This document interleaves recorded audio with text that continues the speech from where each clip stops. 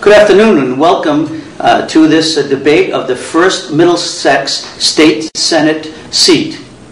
We have three candidates today.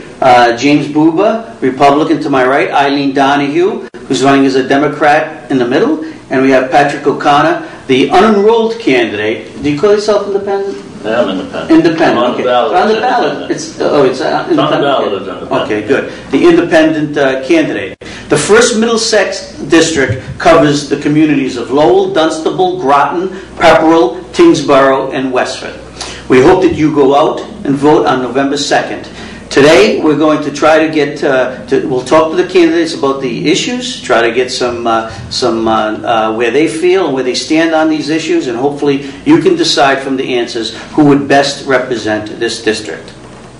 At the end of the program, we'll save some time for each candidate to make a 2-minute closing statement. But we're going to get right into the debate right now, and the first question is, we'll go to Mr. Buba. When and if you are elected, you will, in January, you will be going into the legislature that is now faced with a $2 billion structural deficit. What are some of the solutions you have to try to end that deficit instead of keeping to kick it down the road as it's been the last 2 years? Well, there's an admittance there. It's not going to be fun in any case to take a seat in the Senate and try and wrestle with a $2 billion gorilla. Of course, the $2 billion right now is a friendly number, but the real news to come out by the end of November going into December. And in an effort to trim the deficit, you have to feel almost helpless. So you're relying upon 39 other people to help arrive at some reasonable solution, for which at this point there seems to be none. Making cuts across the board is a good place to start. And part of the argument I've had with some of the people that I've dealt with is there is no way for government right now to look at reasonable cuts in revenue streams and then make like-sized cuts in the departments and agencies. So it occurs to me, as well as others, when we begin to speak about it, that prioritization of our budget system would be the first step. And this would be sort of like scaring the pants off of every budget manager throughout the Commonwealth and asking them for something as drastic as a 40% reduction. Okay, when you say privatization of the budget process, what do you mean? Prioritization. Oh, prioritization. I'm sorry. Prioritization. I wish we could privatize it. It would be so much easier. But if we prioritize the budget system, that way you would know, as if, for instance, we're running on a current budget and it's seeking a deficit. The rainy day fund is being sapped. We've reduced certain linked elements of taxes, 64I, 64H money, the sales tax and the excise taxes specifically, are tagged and budgeted directly to other agencies. So much as to say that an excise tax on alcohol goes to abuse in that fashion. So a cut one place is also going to cut many other places, and perhaps indiscriminately so. So by looking at the managers that handle the budgets, and the cities and towns are not excluded from this exercise, give me a budget that's 30 or 40%, or both. Now we have a reduction in revenue because of something that we haven't done.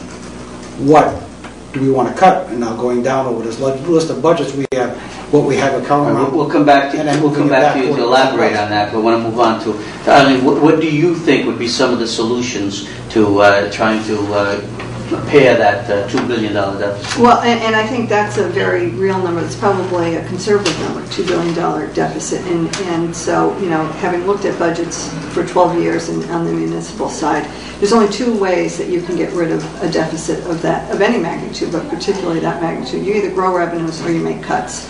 Naturally, you'd want to be growing revenues by, in the most logical ways, getting people to work so they're paying income tax and the state's collecting more money. And that's more of a long-term solution, and I think you've got to get to work day one on getting that underway. But the other thing you have to do is look at cuts. I would certainly look at state government first in terms of some of those cuts. The cities and towns have been cut drastically over the past few years since the downturn of the economy, both on local aid and Chapter 70 monies. I think it's time to look within state government and take a very hard look at that. Not always hitting, human services or those people who don't have a voice or don't have constituency, but looking at some things that I've said from day one in this campaign, going back some 6+ months ago. Why does every state agency have a public relations department? And I know there's been some reports on that, and you're talking about millions of dollars. And though there may be a good reason to shout from the rooftop all the good work the state government's doing, it's more important to have people working and getting the jobs done in essential services. So that's one area that I would look to, whether it's an agency, whether it's all across departments. Who's making what are they doing, what are their jobs, are there duplication of services? It's tough work to go line by line rather than just say across the board cut every department, but that's what I would do. I would dig into the budget and look at the state first. And my last option would be further deep cuts to cities and towns, because I think they've been shouldering a lot of the burden of the cuts to date. Mr. O'Connor? I think, Jim, that in any budget there's always room to cut. One of the first things that I would look at would be to eliminate pensions for elected officials.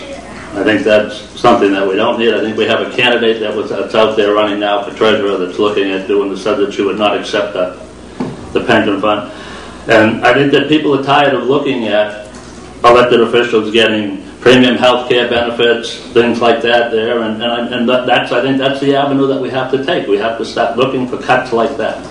That's it. Okay, but Karen Polito, who's running for state treasurer, she said that she would cut state pensions and create a 401k model, so all the legislators would have to do their. But do you think that's just a gimmick, or do you think that's a little extreme, or do you think that would really send a message to I don't think it's just a gimmick. I think she sees the handwriting on the wall of where our pension fund's heading. Okay. I mean, in the state alone, what are we, $22 billion in unfunded liability, yes. Whatever, and the city of Lowell, $433 million unfunded liability.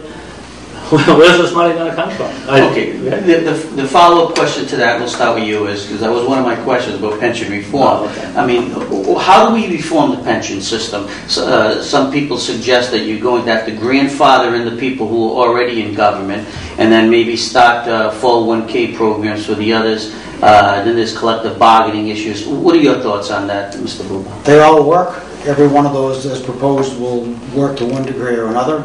Getting it off the back of the public is the most important one, but now that it will no longer be our problem, we'll simply say, if you converted everyone in the state or the municipalities into a Social Security-based system, that would work for us.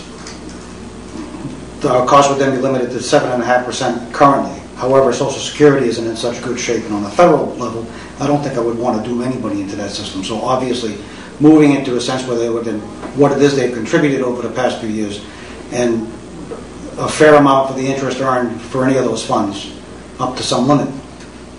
Not necessarily in a 401 model where you would have a matching fund system, and then privatize that on their own. Would you be willing to cap the amount someone could receive as a pension for state government? That plus the number of multiples of state pensions received. But all of that is partly protected by the original language of the Constitution of the Commonwealth, in which we have to protect pensions at seemingly all costs and against all odds. So regardless of what it is we say we want to do, it's going to take a judge to make the final determination. And I fear there we have the shorthand. This is the first time I've heard that. I certainly would support capping pensions. And what do you think would be a fair salary? I think what has been pension. mentioned and proposed is a $90,000, maximum pensions capped based on a $90,000 annual income. Look, we have many people in this, state government that are making a lot of money, a lot more than $90,000, and the taxpayers simply cannot, bear the burden of paying, pensions 80% based on hundreds of thousands of dollars of income. It's a different, it's a different discussion as to whether those salaries are warranted, and but putting that aside, I think you have to start people off, make it clear that they're not going to get 80% based on whatever that pension, whatever that salary is. That there is a cap. that they have to plan accordingly, and whether that has to do with 401k planning and the like. But it has to start somewhere. And it's long overdue. There's no reason in the world why taxpayers should be funding a pension based on salaries that are somewhere around $250,000, $300,000 a year. That doesn't happen in the real world. It doesn't happen in the private sector. And quite frankly, the taxpayers cannot afford it. If they ever could, they certainly can't afford it now. Mr. O'Connor? I'm wondering why.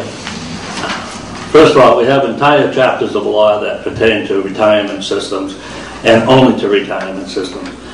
Why is it that we look at people in the rest of the city, in the rest of the world, I shouldn't say, in the rest of the country, that live on Social Security, that only receive Social Security, either have their own IRA or have their own 401k, but yet elected officials, municipal, have their own separate system that's funded by the taxpayer, where they can actually get up to 80% of their height for years, and that's generally what all these systems are based on.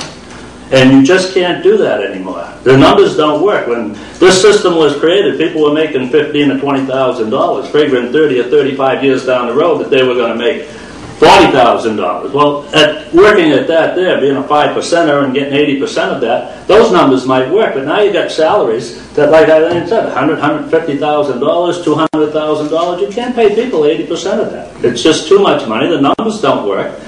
And yeah, it should be kept. If you wanted to know what a salary, I don't think anybody in government anywhere in the United States should make more than $100,000 a year. I think right at this day and age. That's what I feel. You think any worker or any government worker? Any government worker. From the governor on down. I don't think they should make more than $100,000 a year. I think that's an adequate amount of money to pay any individual today in this economy and let them live. Why do they have to live better than anybody, the rest of us? Yeah. Anyone wants to comment on that? Well, yes, I can't see making putting a cap on a salary base, as he suggests. That's just as crazy as capping the retirement base at $90,000 and claiming that many state employees earn in excess of $90,000. I'm still looking at the people in the multiple floors of City Hall here and the town halls out there in the district who barely make $39,000 or $40,000 if they're lucky. And capping it at $90,000 certainly covers all of them, and that's nice. But now you're telling somebody who is probably doing nothing more than advising, perhaps even advising the Gambling Commission, and they're in line for a top-notch salary based upon the top-notch stipends and salary and pay as you see. I don't like the $90,000 as a figure. It's a good place to start arguing, but there's nowhere near $90,000. But in the private sector, you're basically capped by whatever Social Security is going to guarantee, True. And then you have your 401k. Why shouldn't government workers know right off the bat that they're going to get a pension? But why should taxpayers give them anything more? They should save for their own. I mean, I'm just throwing. To some degree, the model out there is the federal government, and the military pay after 20 years of service are eligible for 50% of their retirement. I think that's been reduced, but don't quote me. And up to a maximum of 75% for the top notches that stay in for 30 or 35 years, and that takes an act of Congress in most cases. And using that as a model, the states don't want to be left behind and don't want to be counting themselves out. If you limit people to only $100,000 in government, is there a question about the quality of people you might attract into government? I'm not suggesting that you limit the salaries that you're paying because, for instance, we have some expertise that's required. Let's talk about UMass Medical School.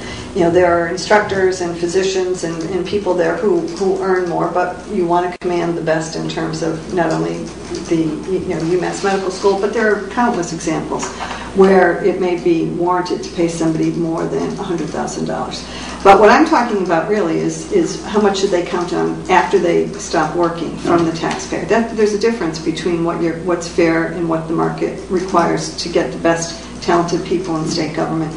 And how much the taxpayer should be on the hook for after they walk away from that state job. And you have to start somewhere, and that's what, if somebody has been in government for, they're at the end of their career, they haven't paid in Social Security, they haven't had the time to accumulate 401k or do that, then, obviously it would be unfair to them to pull the rug out when they thought they were playing by the rules in the last year or two of their, career. But we have to start somewhere, and I think that's where I'm looking at, is to start pension reform. I think there's been some meaningful changes made in this last session of the legislature, I think, the business of working one day a year and qualifying for a whole year, that loophole's been closed. I know there's been proposals in looking at, the top 5 years, not just 3 years in terms of income for averaging out. So there are some movement, and there has been movement that is important and meaningful, but I think we have to continue on that path. And again, let's start somewhere. I don't think it's unfair to, whether it's 90,000, and again, the debate has gone, I've heard 100,000, 90,000. Let's pick the number that is fair. When people go into state government and they understand that those are the rules, then they plan accordingly, and that's what's fair, regardless of what their income is. We have to look at what's the private sector. How much can the private sector take on and also run state government and continue to provide the services that people want from their taxes? Mr. O'Connor, we started this out with what you said, so 30 seconds.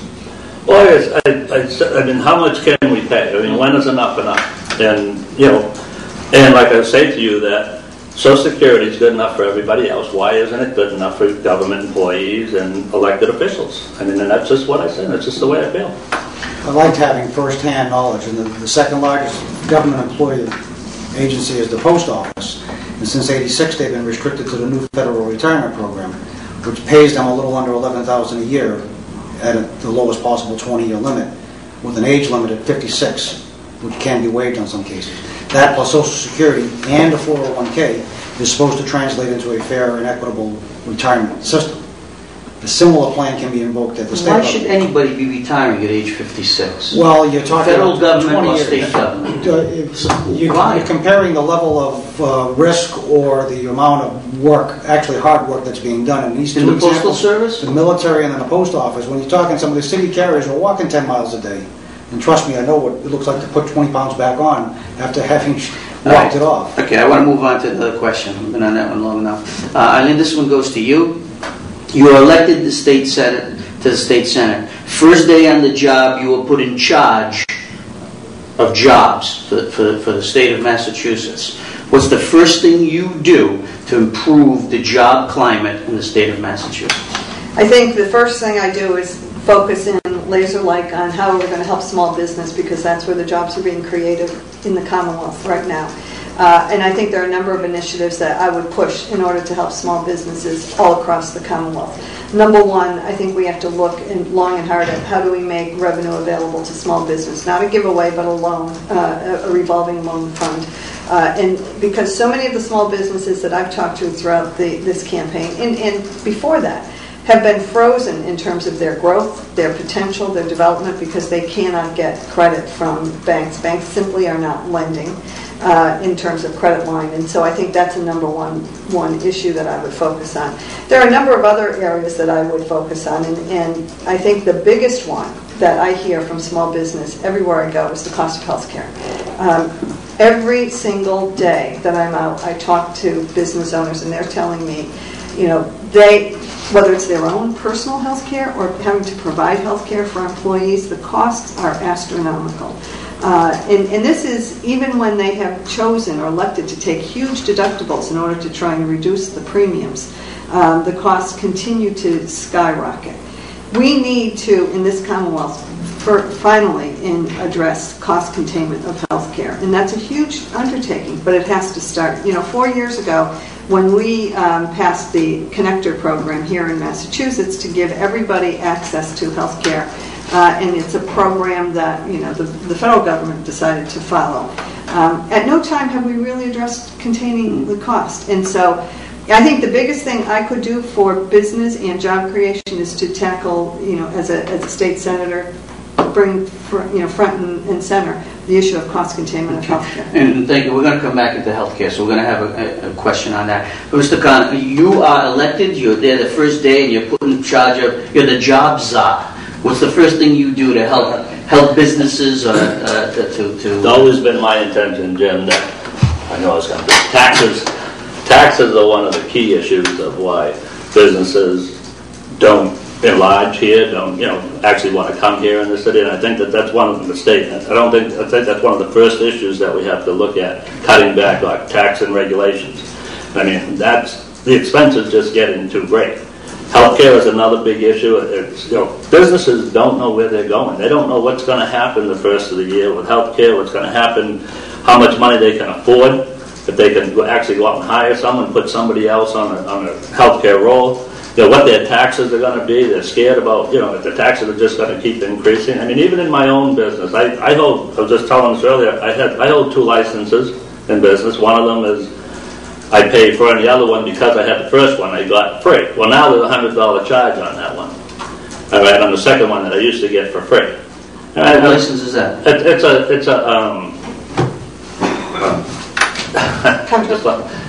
a contractor's license. I have a general contractor's license. It's a home improvement contractor's license. That's what it is. But it's now $100, which it was free because I had a general contractor's license. And it's issues like that. I mean, that actually just keep hitting people. And I mean, again, I think taxes are the key issue is why a lot of businesses don't come here. And as you know, I mean, if you've seen any of the council meetings here and whatnot, or, I'm sure you read the newspaper. Oh, I have. But I'm just saying that, we offer tax incentives to businesses to entice them to come here. And yet in this city, we double tax them higher than residents and stuff. I mean, what makes a business want to come to the city of Lowell when their taxes are $23 or $25 per thousand as an industrial rate or whatever, and the residential rate is $13,000. Okay, but it's not only the municipal tax structure. No. Lowell's taxes are still much lower than the state average, but you've got those other things like Eileen said about health care, workers' compensation, unemployment tax. All those things keep going up, and that uncertainty, I think, is the issue that you're both of you are trying to say. Some of them have come down over the time, but yeah, well, they haven't in the last. Yeah, not too often. Yeah. But Mr. Buba, what do you think? You're the jobs czar. First thing you can do to get businesses back on their feet and hiring people. What's the first thing you do? The first thing I would do is lobby the other 39 colleagues in the Senate and join members of the House of Representatives in the Commonwealth and the executive branch to lobby their judges to accede to and finalize the affirmation of question 3 on the ballot, soon to be passed, to reduce the sales tax and then extend that explicitly to 3 businesses in doing business in the green energy business. One of them is specifically located in California, is interested in moving east, if only for a supply and transportation issue, logistics being the case for them, and put people back to work. That will solve our problems. In the short term, it will be painful, as will many things. But the long term, which is actually a 9-month going to 18 months, we stand to gain far more than we would have lost in 2 years of just cutting the tax on itself. So my job will be to work with the legislature and the House and the executive branch to smooth the way for what needs to be done, as demonstrated by the state of Utah, which boldly cut their corporate tax from 7% to 5% and have now been rated number 1 by Forbes as a result of the growth. Is that one of the answers, cutting corporate tax?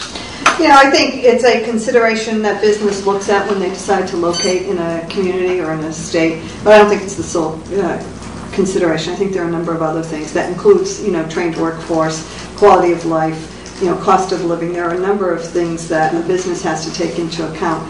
And actually, Massachusetts hasn't fared too badly in terms of being a business-friendly state when you look at the total 50 states. But we can do a lot better than what we're doing. And so I think, as a state senator, it's your duty to. It really is incumbent upon you to do everything you can to push forward. Those kinds of things that are going to make it easier for business to do business. Okay, you talked about healthcare. This might be a good time to inject that into the debate. And there is a lot of uncertainty with our own Connector plan, and then in 2014, Obamacare starts kicking in. And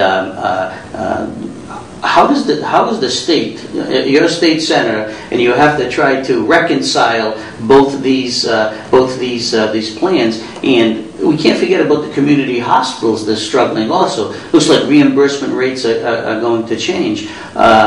Do you think, in your mind, from what you understand and what we've read about Obamacare in our state plan, that we're going to be able to contain costs going forward?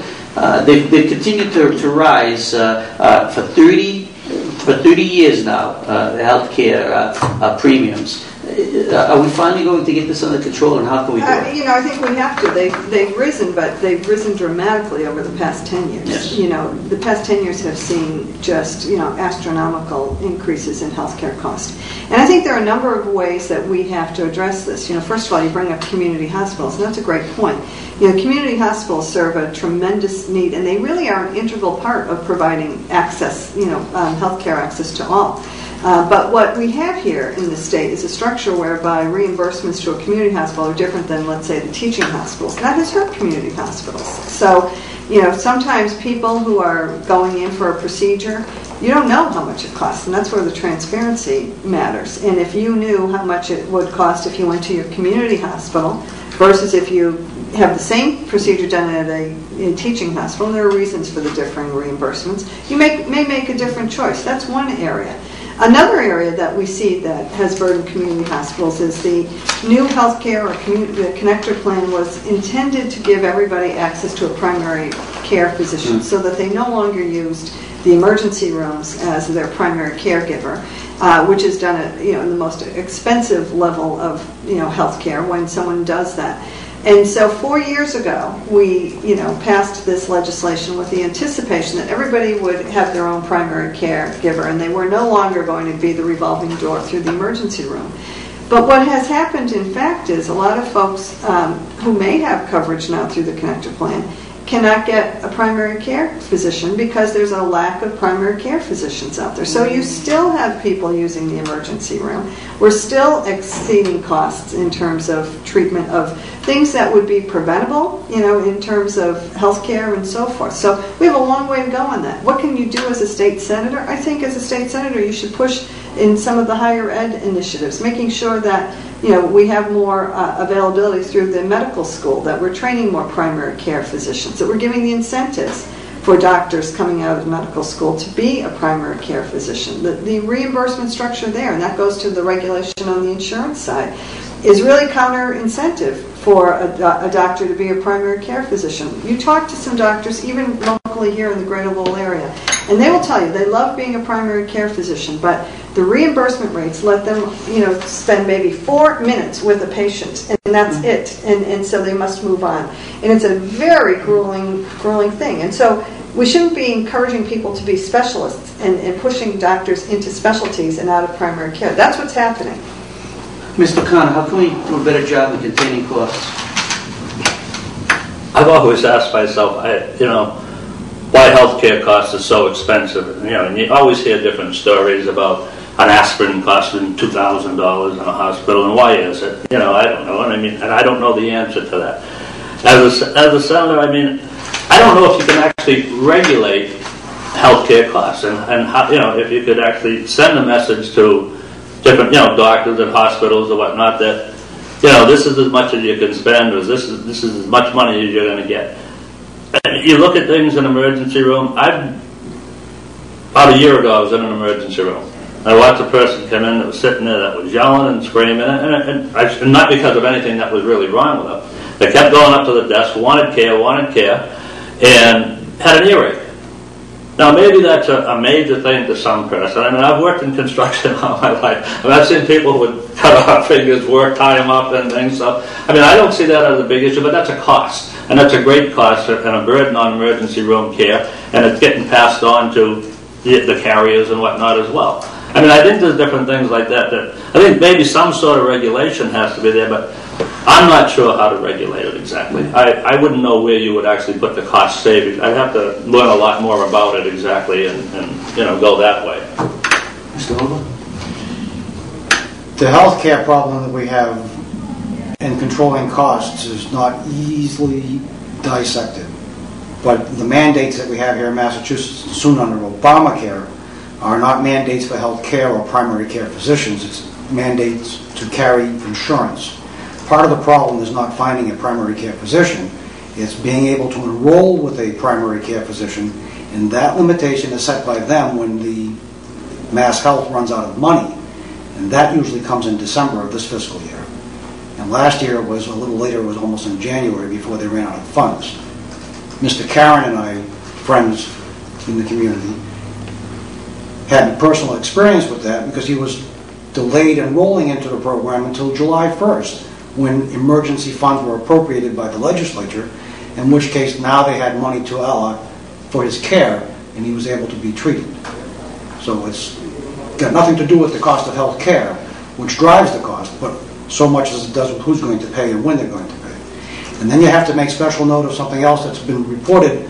There are 6 hospitals run by the Archdiocese of Boston who has their own problems financially, are being sold to an equity firm to be turned into for-profit facilities. Now, quite obviously, there's a problem in trying to understand controlling costs when the Archdiocese was being able to get by with these high costs, and they're the ones we're complaining about. And now we're going to have to put up with the AG's assessment of this new consolidated effort to make 6 hospitals, which are very well accessible and very well done, for-profit institutions. And if you make those for-profit, what does that mean about the costs already, or where they're going? Well, okay, that's a good point. But do you think that maybe that 6 hospitals working together would be more efficient than 6 working individually? I mean, that's the other thing.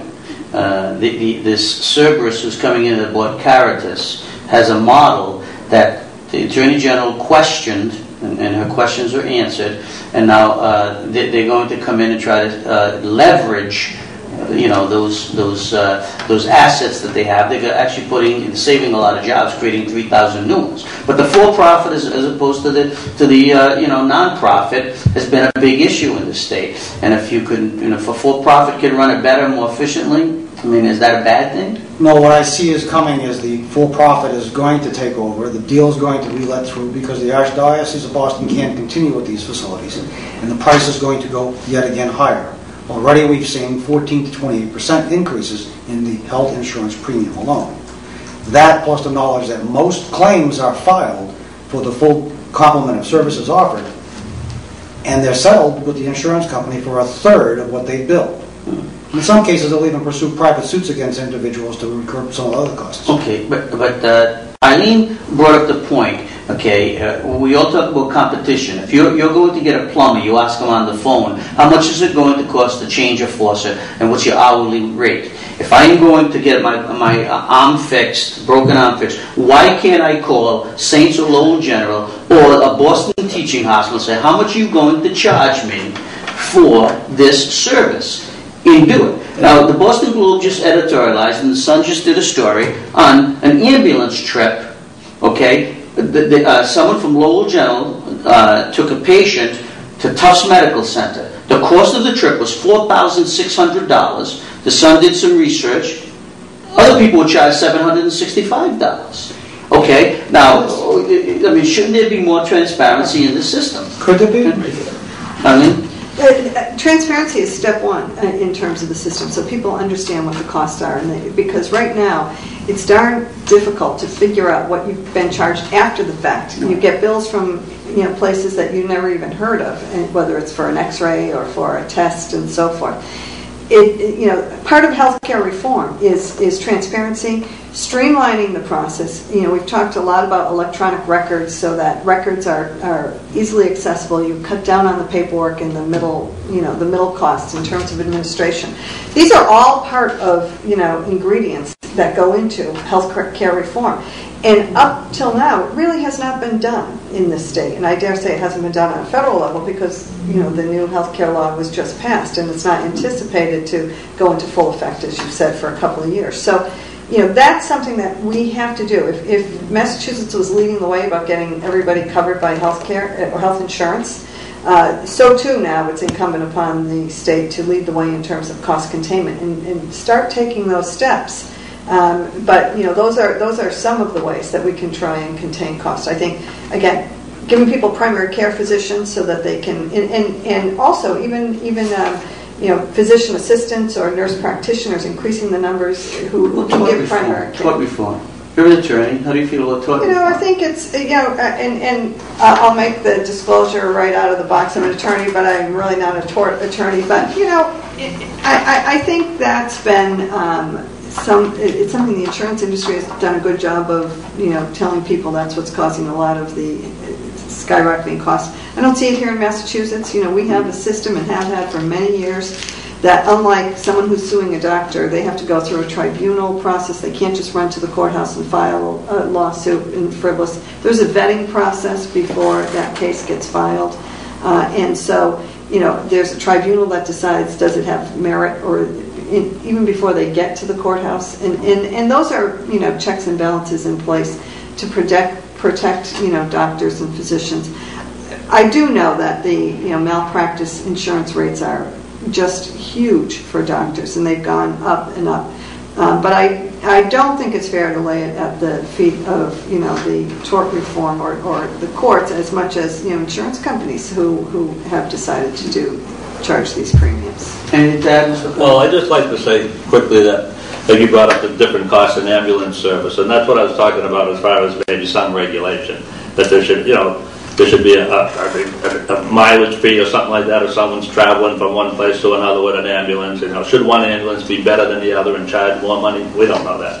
Just on the healthcare issue in Massachusetts, we look at costs, and I want to say things that people know in the hospital is that the Mass Health and the care that it provides to people on drugs or junkies or things like that. They come into these hospitals, they have a Mass Health card where they pay absolutely nothing.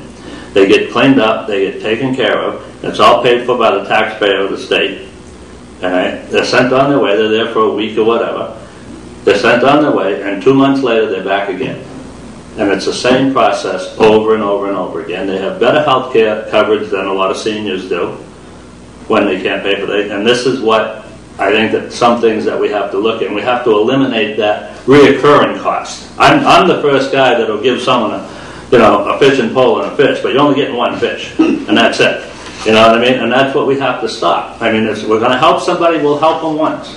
Maybe even twice, but not a third and a fourth and a fifth time. It just continues on and on. They call it the gold card when people go in a hospital with Mass Health. They refer to it as the gold card.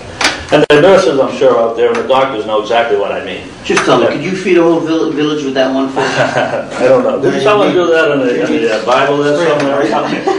This question is for you, Mr. Connor. Okay. And it's a two-part question. Okay. Should the legislature be full-time?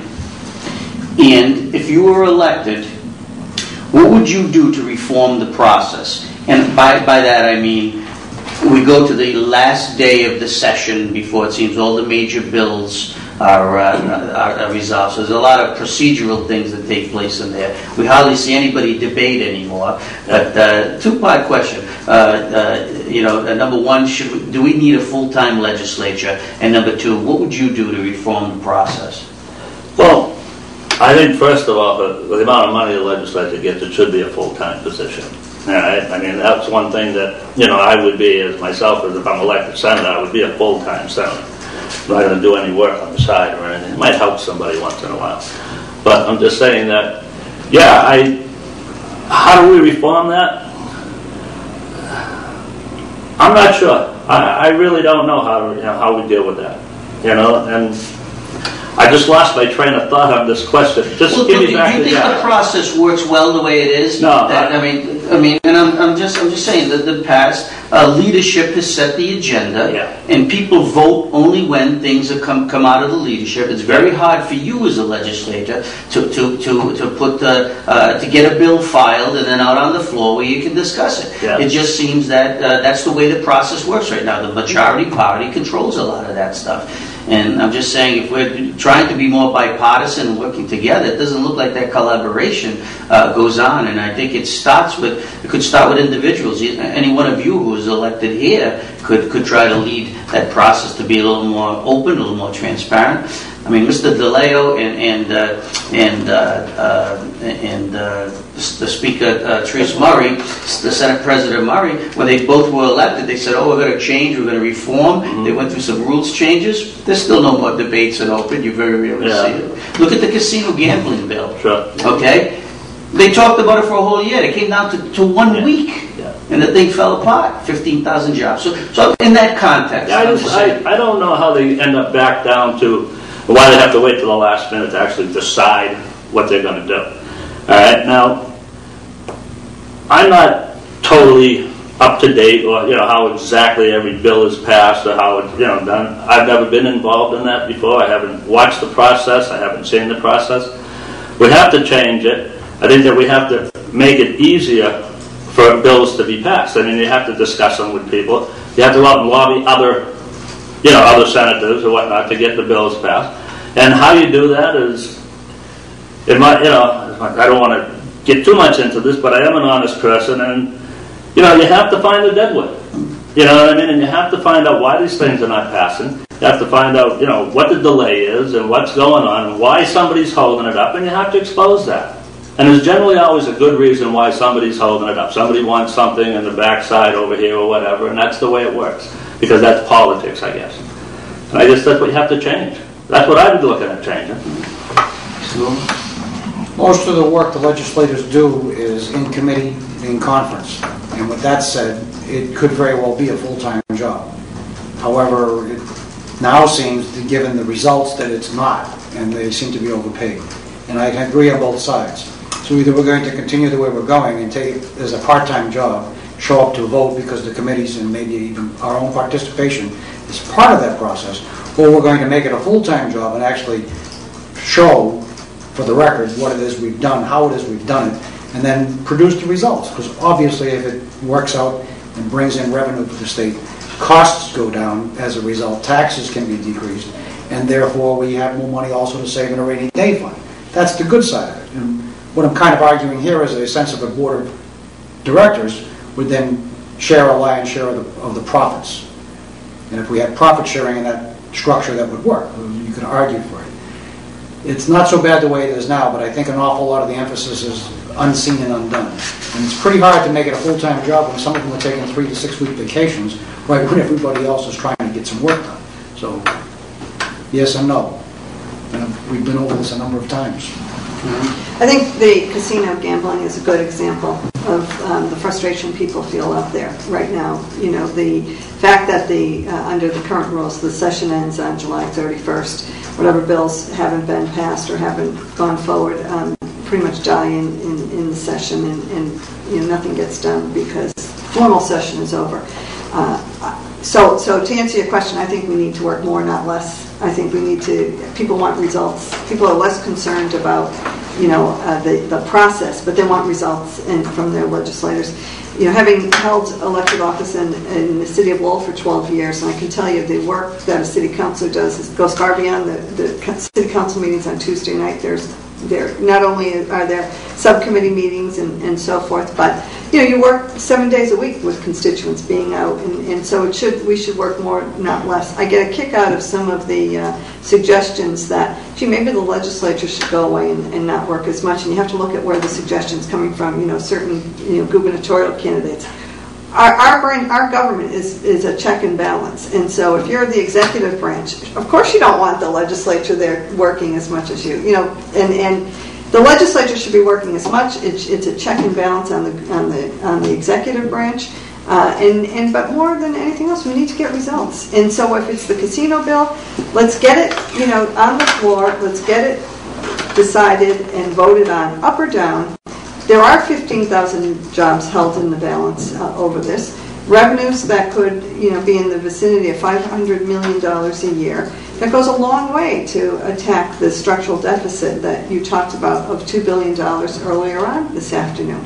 If those revenues are realized, within the next year or two, because, the casino, resort casino had become a reality, we wouldn't be dealing with trying to come up with ways of, dealing with the deficit cuts to the same extent that we're going to have to. Was it fair that 2 weeks ago the legislature, in a basic voice vote in an empty hall, approved a $420 million supplemental spending bill 3 months after the new fiscal year was started, and the budget was approved in June?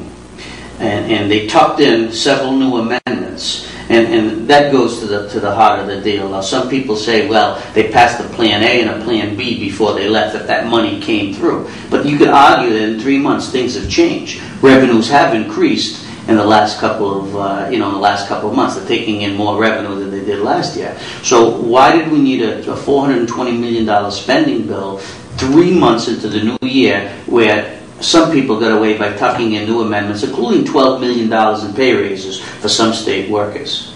I mean, I mean, these are serious issues that require, again, I hate to overuse the word, but, transparency. People want to see what's happening, and they want to hear their elected officials, what they believe, should be done or not. When you look at the process of bills and how, the journey they go through in trying to become a law, it's daunting. And so, when something has made it to the floor, and at the very least, I think people expect to have open discussion and debate. Well, you just hit on something that I didn't say so eloquently, but it's the amendments and things, the little pork things they hit on the end there and stuff that, on the back of bills and stuff that helps their community or whatever, or however it works. And those are the things that we have to eliminate. I mean, and you hit spending money, and here we are, nobody wants to roll back the sales tax, but yet there's more money now we can spend as extra revenue, and yet, that's the way it works. In city government, it works in all government that way. I'm not so sure that's all going to work out that way. What has happened is this money was passed, and it was passed at an earlier, and in fact it was billed in a story, read it across in the Herald, and then registered to be sure. But normally they schedule the votes for 11 a.m. and that particular morning, and in order to avoid the confrontation with the opposition, they scheduled it for 10. And while I would think there's something lacking on the dedication for the opposition to be there ready and waiting, the bill passed. And it's still going to be reconciled between the Senate and then come back for a final resolution. I agree. But the money is already earmarked, it's been passed, and what they want to do with it is exactly what you have to consider that they are doing with it. And that's holding it back to balance the budget. And as soon as the election is over, here comes the bad news. I guarantee you that's going to be the result. The bad news is coming. We're just being washed over. And there's another plank, in my personal belief, in the platform for a check and a balance that's been long missing in this state. Okay. Yes or no question, starting with you. Yes or no answer. Okay. Would you take a no new taxes pledge until the budget, that deficit is wiped out? I have. And I've also put them on notice that it's impossible to make that guarantee cast iron, because I do have one new tax that I would like to offer at the expense of eliminating 20 or 30 others. Okay, so is that a yes or a no? That's a yes, I've taken the pledge. No. Do you take a no new tax pledge until this $2 billion structural deficit is eradicated? You know what? I wouldn't take a blanket pledge. I would pledge that I'm going to work to get rid of the deficit as best I can. But and again, the reason is it's very difficult when you're sitting in the seat and you have to make choices. And sometimes there's a particular tax. So as I sit here today, I wouldn't do that. But I would pledge that we're not spending more money. We're not going to tax our way out of this problem. There's no way that I would suggest that we're going to increase taxes to try and solve this budget deficit in any way, shape, or form. Yes. Yes, you take the no new tax. Yes. Okay. A lot has been talked about giving in-state tuition to the sons and daughters of illegal immigrants. That has come up in the last two sessions. Okay, it has not passed. Okay, but how do you feel about that? Should the taxpayers pay for education, higher education grants to sons and daughters of illegal immigrants? No. No? Not at the in-state levels. Okay. No, I don't support that. Is this a yes or no answer? You could elaborate Okay. if you want. I don't. Yes or no? Yeah. I don't support it, and believe me, I think it's a sad situation when you see some of the kids who have been brought here as very young children. They had no choice, they had no say. But it goes back to, the fact that if they're here illegally, and that's the definition, once you start making exceptions, to the law, you're going down a very slippery slope. And I think it's something that, if that's the law, I would want to see the law enforced, and it should be enforced. I also, at the same time, would try and push the federal government to deal with this issue, and because it is a federal issue. I know a lot of people don't like to hear that, but it is. And that definition of what is illegal is under the immigration laws, which are federal laws. And once the states try and monkey around or make changes, that's when you're in trouble. And so let's talk about that category of a person, a young student who may have spent most of their years here in school. They came as a minor. They had no say. Why would the federal government not have dealt with that issue if that's, they could do that. They could deal with that and deal with the classification that makes it, clear on the state level whether they're illegal or they're not. But as we sit here today, they're defined as an illegal resident or immigrant or alien, whatever way the law is written. And so you don't, as a state, give services, and that's the state law. I'd like to say that I believe there's a movement afoot right now talking about anchor babies, and I don't believe that Massachusetts is one of those states that's actually looking to change that through the Constitution. Another thing that people talk about, we always talk about we're a nation of immigrants. Well, we're a nation of legal immigrants, not illegal immigrants. And I don't understand what people don't understand about the word illegal. If it's illegal, you break the law. We drive down the street, we go through a red light, that's illegal. This is illegal. Now, it's a shame that it pushes over onto the children. You know what I mean? It is hard. I mean, child born here grows up. We have to stop that part of allowing them to be educated in our schools. All right? Now, I think we should educate every child. However, not an illegal child. We should not let them into the school. And there was just another issue in Boston, I think, whatever, just the same thing, which was an 18-year-old that was an illegal immigrant that was allowed to get into school. I mean, there's a lot of different ways to look at it, but I certainly would not support that. I think the word illegal speaks for itself, and I think that's the way we have to deal with it. And can I just add one thing, too, which sometimes gets lost in this debate? These students are not being denied attending state universities. They just can't do it at in-state tuition levels.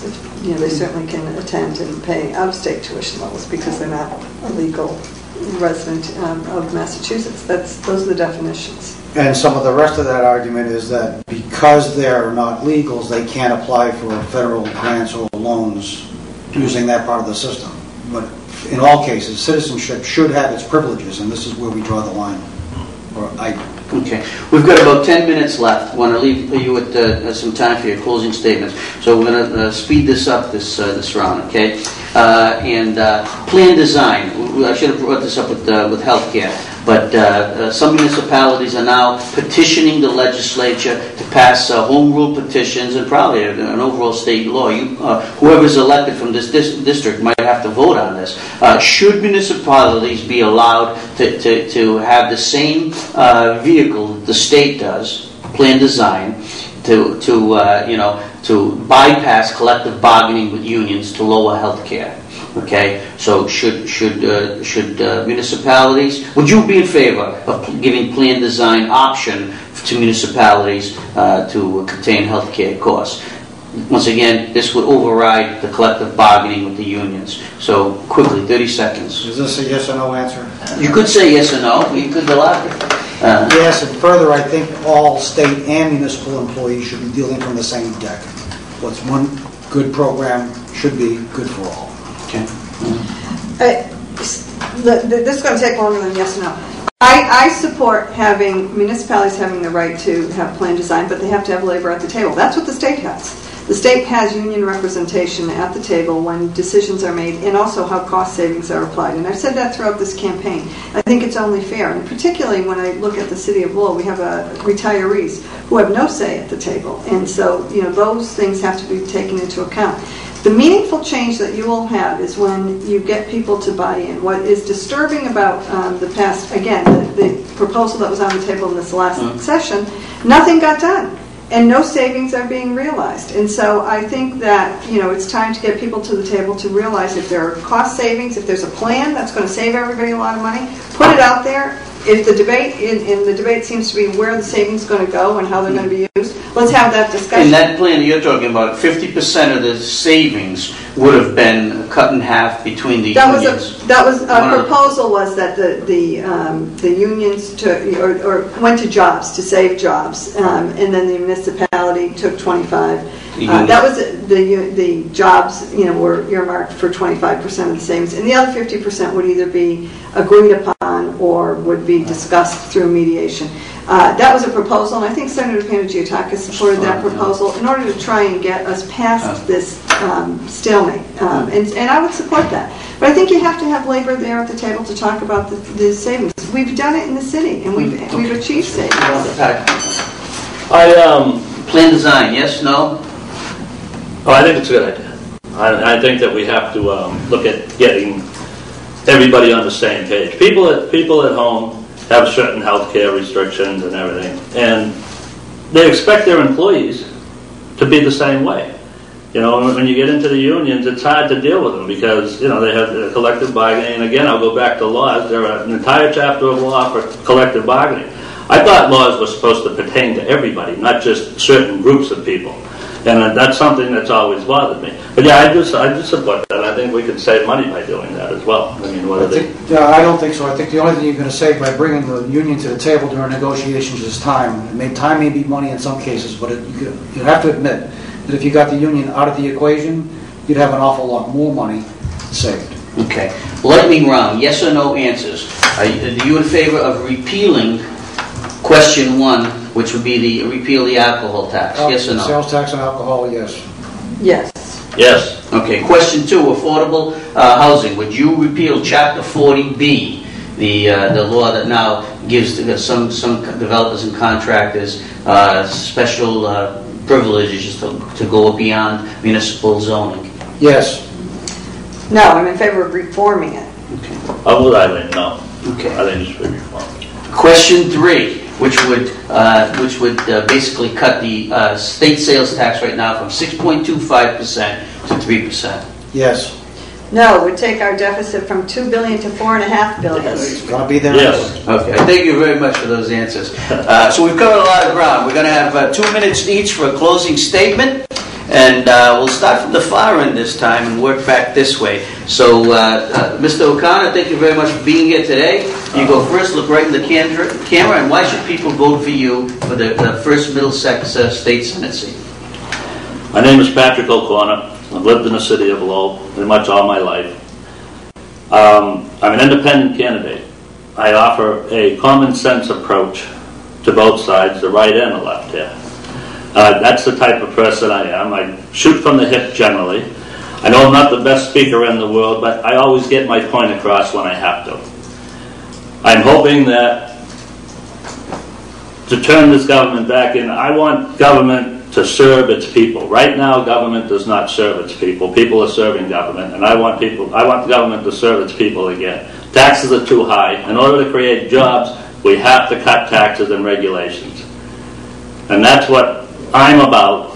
If you want bigger government, you want more taxes, you want more entitlement programs, vote for somebody else. I'm not going to support those things.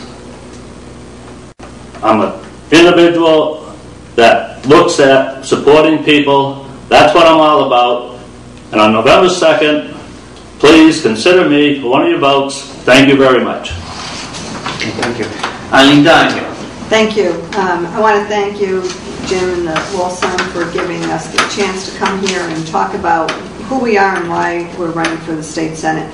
I have been lucky and privileged to represent the city of Lowell for 12 years. And during those 12 years, I learned a tremendous amount about government, what government does well, and sometimes what government doesn't do so well. I've spent my entire life in the private sector. I'm an attorney and I've practiced law for now 31 years. I've had my own business. I know what it's like to make a payroll. I know what it's like to struggle to make ends meet. I grew up in a working class family, one of 8 kids in Holyoke, and I enjoyed the opportunity to work my way through school, the opportunity to take out school loans, the opportunity to pay those loans back, and to really live the American dream. And those are some of the reasons why I'm running for state senate, because of the opportunities I had as a youngster and throughout my whole life. And also having worked in, as I said, the private sector and the public sector. And I've seen firsthand when government works with the private sector, when we work hand in hand, when we're hearing each other at the table, and when we're leveraging the assets throughout the communities, that's when people get the best bang for their buck. I think we need more of that. People are sick to death of the infighting that they hear day in and day out in politics on a national level and even on a state level. I have always been my own person. I've never worked on Beacon Hill, but I'm anxious to roll up my sleeves and go down to Beacon Hill and represent you. As I said, my experience, I think, is needed now more than ever. We need to get to work. We need to put aside the partisan politics, the decisive bickering, and really get some results. When I go around, the most important thing that I've heard from people day in and day out, it's the economy and it's jobs. And that's what they are really fearful about. Their future, their children's future. They just want their elected representatives to go down there, to be able to trust them, and to be able to be sure that they're going to give the best shot to make sure that their future and their children's future is secure. And so for that reason, and all of those reasons stated, that's why I'm running, and that's why I'm asking for your support on November 2nd and your vote. And thank you very much for your time and attention.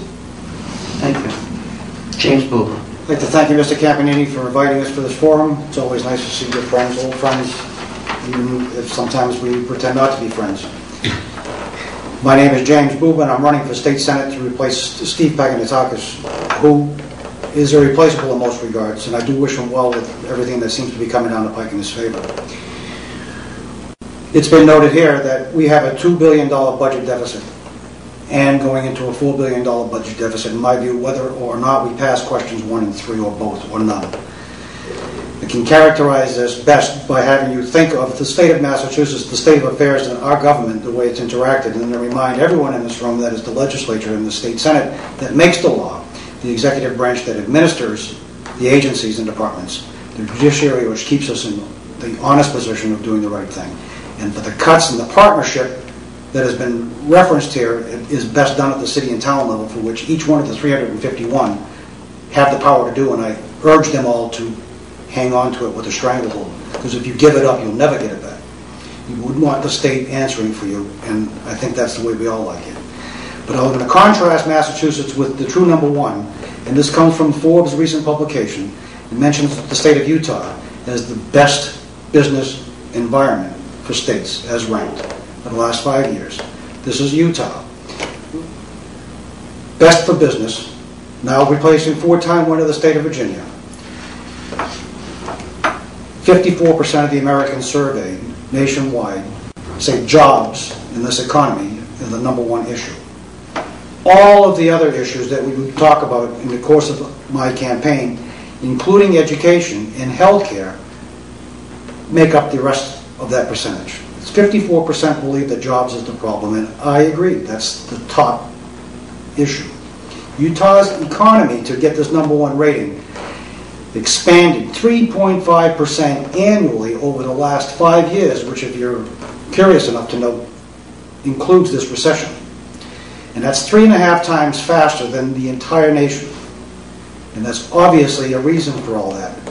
And this is what they did in 2008 when the slides were greased and things started going downhill with Ms. Pelosi in charge and Mr. Reid in charge. They cut corporate taxes in the state from 7% to 5%. This point has been argued by Mr. Golnick and Mr. Baker on behalf of their campaigns.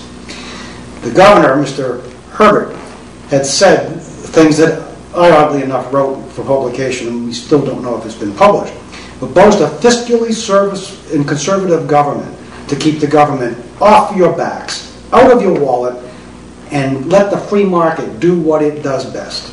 He went on to say, we want to make sure that we don't have any nonsensical regulations that inhibit private sector from expanding and having a profitable bottom line. Now, from all of that in a capitalist society as we are, there's room for the rich and the poor, and the rich to take care of the poor, and the people in the middle working, having jobs, could care less about such things because these expenses come from that income for which we used to have a lot. And it's contrasted heavily now because most of us are losing jobs and are losing our homes. Energy costs in the state of Utah are 35% below the national average. For us in Massachusetts, you can understand that that is doomed with the recent National Grid Cape Wind initiative to raise the cost of our energy. It's AAA rated by Moody's, Fitch, and S&P, and it's been crowned the most fiscally fit state government going. Business costs, labor supply, and regulatory environment are the top 3 criteria used to measure this rating. Quality of life comes next. Business costs include labor and taxes. So if you want to be on the bottom, and Massachusetts unusually has risen from 34th last year to 16th, not because we've done anything good for the people in business in the state, but because the rest of the states have fallen miserably behind. And now we find ourselves far down the list trying to catch up with what Utah could do easily by doing the right things. Please vote. We want to thank you for watching this forum, and I want to thank the candidates, Patrick O'Connor, Eileen Donoghue, and James Buba. They're very well intentioned. They want your vote, so go out there November 2nd, and remember to vote in the 1st Middlesex District. Thank you.